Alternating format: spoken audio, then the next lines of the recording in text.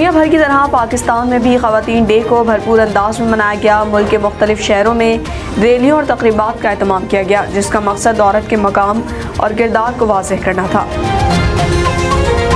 دنیا بھر کی طرح پاکستان میں بھی خواتین ڈے کو بھرپور انداز میں منایا گیا۔ ملک کے مختلف شہروں میں ریلیوں اور تقریبات کا اہتمام کیا گیا، جس کا مقصد عورت کے مقام اور کردار کو واضح کرنا تھا۔